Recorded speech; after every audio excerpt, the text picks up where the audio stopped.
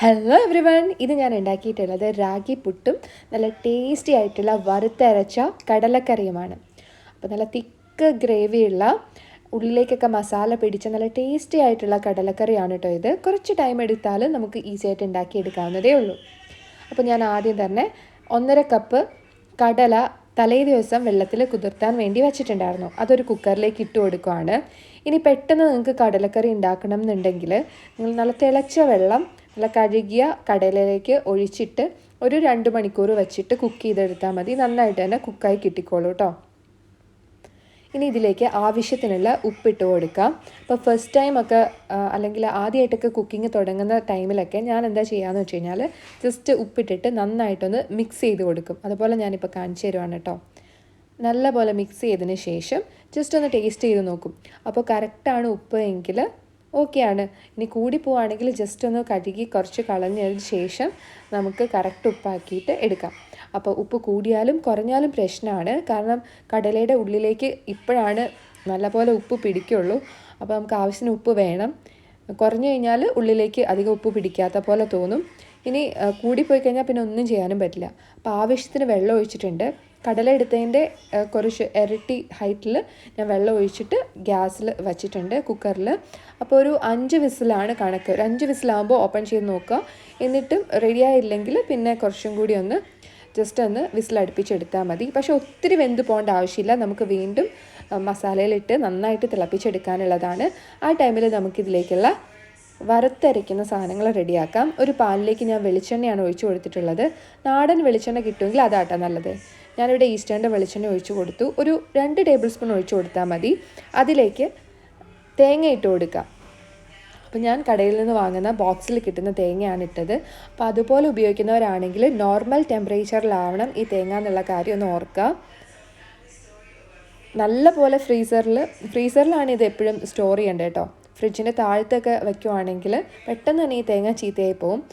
Cook ചെയ്യുന്നതിന് കുറച്ച് നേരം മുന്നേ നമ്മൾ പുറത്തെടുത്ത് വെച്ച് റൂം ടെമ്പറേച്ചറിലേക്ക് ആക്കിയെടുക്കണം. ഇനി അതിന് പറ്റിയിട്ടില്ല എന്നുണ്ടെങ്കിൽ പെട്ടെന്ന് തന്നെ നമുക്ക് ഫ്രീസറിൽ നിന്ന് തേങ്ങ എടുത്തിട്ട് ഓവൻ ഫ്രണ്ട്ലി ആയിട്ടുള്ളൊരു പാത്രത്തിലേക്ക് ഇട്ട് കൊടുത്ത് 20 സെക്കൻഡ് മാത്രം ഒന്ന് ചൂടാക്കുക. ഓവർ ഹീറ്റ് ആവരുത് കേട്ടോ. അപ്പം നമ്മുടെ ഈ തേങ്ങ ഒന്ന് ചൂടായി വന്നിട്ടുണ്ട്. അരമുറി തേങ്ങയാണ് കേട്ടോ ഞാൻ ഫുള്ള് ചേർത്തേക്കുന്ന. ഒരു ബോക്സ് തേങ്ങയാണ്. അതിലേക്ക് 1 ടേബിൾ സ്പൂൺ മല്ലി, ഓളായിട്ടുള്ള മല്ലി, 1 ടേബിൾ സ്പൂൺ പെരിഞ്ചീരകം, അതുപോലെ 1 ടേബിൾ സ്പൂൺ ഏലക്ക. 1 ടേബിൾ സ്പൂൺ എന്ന് പറയുമ്പോഴത്തേക്കും ഒരു 6-7 എണ്ണം വരും. പിന്നെ ആവശ്യത്തിന് ഉണക്കമുളക് ഞാൻ ഒരു 4 എണ്ണം ചേർത്ത് കൊടുത്തിട്ടുണ്ട്. അധികം എരിവില്ലാത്തതാണ് കേട്ടോ. അപ്പോൾ ഇത് നന്നായിട്ട് എന്നിട്ട് മിക്സ് ചെയ്ത് കൊടുക്കുക. എപ്പോഴും മീഡിയം ഫ്ലെയിമിൽ വച്ച് മാത്രം മിക്സ് ചെയ്ത് കൊടുക്കാനായിട്ട് ശ്രദ്ധിക്കണം. നമുക്ക് ഈ കടലക്കറിക്ക് നല്ലൊരു കളർ വരണമെങ്കിൽ കാശ്മീരി ചില്ലി പൗഡർ ചേർക്കണം. അപ്പോൾ അതനുസരിച്ച് മാത്രം നമ്മൾ മുളക് ചേർത്ത് കൊടുക്കുക കേട്ടോ. കുക്ക് ചെയ്യാൻ വെച്ച കടലയിൽ നമ്മൾ മുളകൊന്നും ചേർത്ത് കൊടുത്തിട്ടില്ല. ഉപ്പ് മാത്രമാണ് ചേർത്ത് കൊടുത്തിട്ടുള്ളത്. നമ്മളിത് കുക്ക് ചെയ്തെടുക്കുന്ന സമയം കൊണ്ട് അതവിടെ വെന്തിട്ടുണ്ടാവും. ഒരു 5 വിസിലൊക്കെ അടിക്കുമ്പോഴത്തേക്കും ഓഫ് ചെയ്ത് വച്ചേക്കാം. അപ്പോൾ ഇതിപ്പോൾ പതിയെ ഇതുപോലെ ഇളക്കി ഈ കളറിലേക്ക് ആക്കിയെടുക്കണം. പെട്ടെന്ന് ഫ്ലെയിം കൂട്ടി വെച്ചിട്ട് ഫ്രൈ ചെയ്തെടുക്കരുത്. അങ്ങനെ ചെയ്യുവാണെങ്കിൽ നമ്മുടെ കടലക്കറിയുടെ ടേസ്റ്റേ മാറിപ്പോവും. ഒരു കരിഞ്ഞ ടേസ്റ്റിലേക്ക് വരും. അതുകൊണ്ട് അത് എപ്പോഴും ശ്രദ്ധിക്കുക.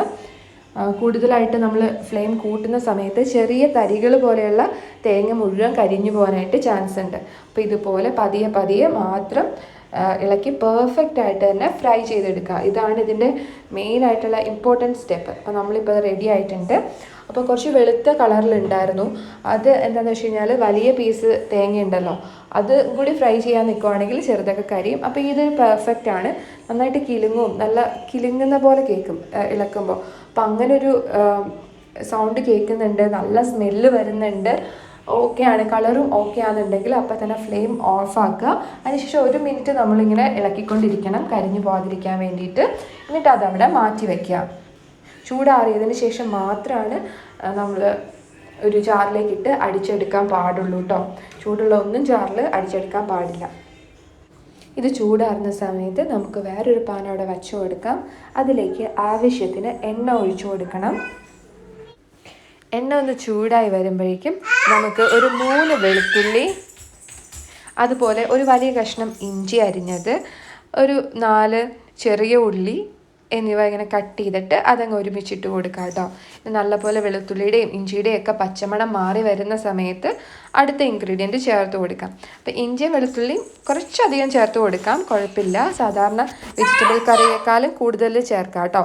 വെളുത്തുള്ളി ചേർക്കുകയാണെങ്കിൽ എന്തായാലും കടല ഗ്യാസ് ഉള്ള ഒരു കാര്യമാണ്, അപ്പോൾ അതിനെ ഹെൽപ്പ് ചെയ്യും. അത് മാത്രമല്ല നമ്മുടെ ഈ കടലക്കറിക്ക് സ്പൈസസിൻ്റെ ടേസ്റ്റ് ആയിരിക്കും കുറച്ച് കൂടുതൽ.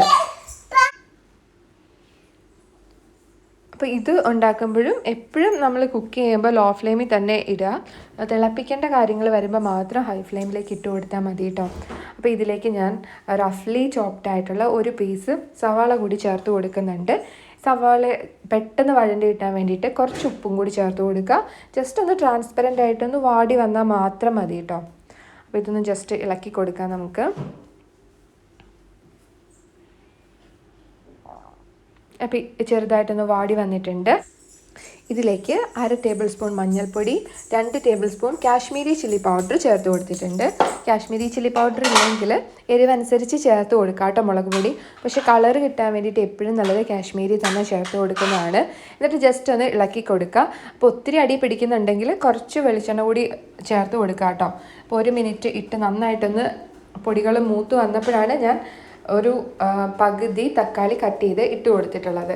ജസ്റ്റ് ഒന്ന് ഇളക്കി മസാല ഒന്ന് പിടിച്ച ശേഷം അത് ഒരുമിച്ച് ഇതുപോലെ ചേർത്ത് വെച്ചതിന് ശേഷം നമുക്കൊന്ന് വേവിക്കാം.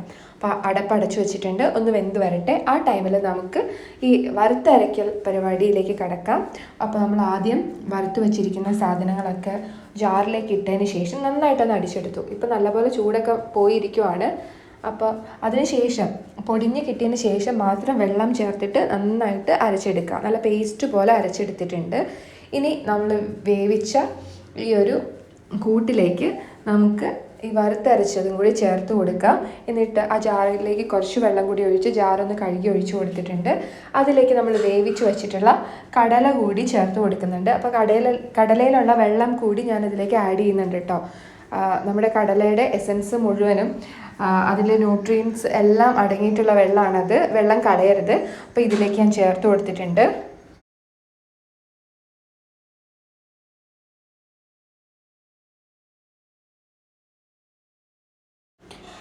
എന്നിട്ട് ഇത് തിളയ്ക്കാനായിട്ട് അനുവദിക്കുക. ഈ സമയത്ത് ഫ്ലെയിം കൂട്ടി വയ്ക്കുക. അപ്പോൾ നന്നായിട്ട് തിളച്ച് വരും. തിളച്ചതിന് ശേഷം വീണ്ടും മീഡിയം ഫ്ലെയിമിലേക്ക് ആക്കാം. ഇപ്പോൾ കണ്ടല്ലോ, ഇതിങ്ങനെ വെള്ളം പോലെയാണ് ഇരിക്കുന്നത് നമ്മുടെ ചാറ്. കുറച്ച് വെള്ളം വറ്റി വന്നിട്ടുണ്ട് കേട്ടോ. ഈ സമയത്ത് നമ്മൾ തവി വെച്ചിട്ട് ജസ്റ്റ് ഒന്ന് ഉടച്ചു കൊടുക്കണം. നല്ല പോലെ ഉടച്ചു കൊടുക്കുക. ഉടച്ചു കൊടുത്തെന്ന് വിചാരിച്ച് ഫുൾ കടലയും ഒന്നും അലിഞ്ഞു പോവില്ല കേട്ടോ. അപ്പോൾ ഇതുപോലെ ഒന്ന് പ്രസ് ചെയ്ത് കൊടുത്താൽ മതി. കറക്റ്റ് അതിൻ്റെ ചാറൊക്കെ വറ്റി വന്ന് പാകത്തിനാവുമ്പോൾ വേണം ഇത് ചെയ്ത് കൊടുക്കാനായിട്ട്. അപ്പോൾ നല്ല കൊഴുപ്പുള്ള കടല കിട്ടും. അതുപോലെ തന്നെ നല്ല ടേസ്റ്റിയും ആയിരിക്കും കേട്ടോ. ഈ ഒരു നന്നായിട്ട് തിളപ്പിച്ചെടുക്കുന്നത് കൊണ്ടിട്ട് തന്നെ നല്ല ടേസ്റ്റ് ആയിരിക്കും. അപ്പോൾ ഒരു അരമണിക്കൂർ 3/4 മണിക്കൂറിൻ്റെ അടുത്ത് എത്തും ഈ കടലക്കറി ഉണ്ടാക്കി വരുമ്പോൾ. അത് മാത്രമാണ് ഒരു പ്രശ്നം. പക്ഷെ നല്ല ടേസ്റ്റി ആയിരിക്കും കേട്ടോ. അപ്പോൾ ഇതിലേക്ക് ഞാൻ വറുത്ത് ഇട്ടിട്ടുണ്ട്. വറുത്തിട്ടതെന്ന് വെച്ച് കഴിഞ്ഞാൽ വെളിച്ചെണ്ണയിൽ കടുകും അതുപോലെ തന്നെ കറിവേപ്പില, ഉണക്കമുളക്, പിന്നെ 2 പെരിഞ്ചീരകം ചേർത്തിരുന്നു. അതുപോലെ ഒരു പിഞ്ച് കാശ്മീരി ചില്ലി പൗഡറും കൂടി ചേർത്തിട്ടാണ് വറുത്ത് ഇട്ടിട്ടുള്ളത്. അതായത് കടുക് പൊട്ടിച്ച് ചേർത്തിട്ടുള്ളത്. അപ്പോൾ ഇത് കടുക് പൊട്ടിച്ച് ചേർത്തിട്ട് അരമണിക്കൂറെങ്കിലും നമ്മളിത് അടച്ചു വയ്ക്കണം. എന്നാലാണ് അതിൻ്റെ ടേസ്റ്റൊക്കെ മൊത്തം കടലയിലേക്ക് ഇറങ്ങുള്ളൂ. എന്നിട്ട് സെർവ് ചെയ്യാൻ നേരത്ത് ആ നമ്മൾ വറുത്തിട്ടത് കൂടി മിക്സ് ചെയ്തതിന് ശേഷം നമുക്ക് സെർവ് ചെയ്യാം. നല്ല ടേസ്റ്റി ആയിട്ടുള്ള നല്ല കൊഴുപ്പുള്ള ഉള്ളിലൊക്കെ ഓരോ കടലയിലെ ഉള്ളിൽ നല്ല മസാലയൊക്കെ പിടിച്ചിട്ടുള്ള കടലക്കറി റെഡി ആയിട്ടുണ്ട്. അപ്പോൾ ഇത് നമുക്ക് അപ്പത്തിൻ്റെ കൂടെ ആണെങ്കിലും പുട്ടിൻ്റെ കൂടെ ആണെങ്കിലും ഒക്കെ സെർവ് ചെയ്യാം കേട്ടോ. അപ്പോൾ എല്ലാവരും എന്തായാലും ഒന്ന് ട്രൈ ചെയ്ത് നോക്കുക. അപ്പോൾ ഉപ്പിൻ്റെ കാര്യം നിങ്ങൾ നോക്കണം കേട്ടോ. നമ്മൾ തിളപ്പിച്ചുകൊണ്ടിരിക്കുമ്പോൾ ഉപ്പ് കറക്റ്റാണോ എന്നുള്ളതൊക്കെ ഒന്ന് നോക്കുക. അങ്ങനത്തെ ചെറിയ ചെറിയ കാര്യങ്ങളൊന്നും ഞാൻ പറഞ്ഞിട്ടില്ല. പക്ഷേ നമ്മൾ ആദ്യമായിട്ട് ഉണ്ടാക്കുന്നവരൊക്കെ ആണെങ്കിൽ ഇടയ്ക്കിടയ്ക്കൊക്കെ ഒന്ന് ടേസ്റ്റ് ചെയ്ത് നോക്കുക എന്തൊക്കെയാണ് പോരായ്മകൾ എന്നൊക്കെ. എന്നിട്ട് ഇതുപോലെ ഉണ്ടാക്കിയെടുക്കാം. ഇപ്പോൾ കയ്യിൽ വെച്ച് ഇങ്ങനെ ഉടച്ചു കൊടുത്ത് ഉണ്ടാക്കാൻ ഇഷ്ടമല്ല എന്നുണ്ടെങ്കിൽ ഒരു തവി കടല മാറ്റി വയ്ക്കുക. അതിനുശേഷം അത് തണുക്കുമ്പോൾ നമുക്ക് ജാറിലിട്ട് അരച്ചിട്ട് ഇതിലേക്ക് ചേർത്ത് കൊടുക്കാനും പറ്റും. പക്ഷെ അത്രയ്ക്കൊന്നും ടൈം ഞാൻ വീണ്ടും എടുക്കുന്നില്ല. ഞാൻ ഇതുപോലെ ഉടച്ചു കൊടുത്തതേ ഉള്ളൂ. എന്നാലും നല്ല അടിപൊളിയായിട്ട് തന്നെ കിട്ടും. എല്ലാവരും ഒന്ന് ട്രൈ ചെയ്ത് നോക്കാം കേട്ടോ. എന്നിട്ട് അതിൻ്റെ ഫീഡ്ബാക്കൊക്കെ ഒന്ന് പറയാം. അപ്പോൾ അടുത്ത ഒരു അടിപൊളി വീഡിയോയുമായി വീണ്ടും കാണാം. Till then take care, by.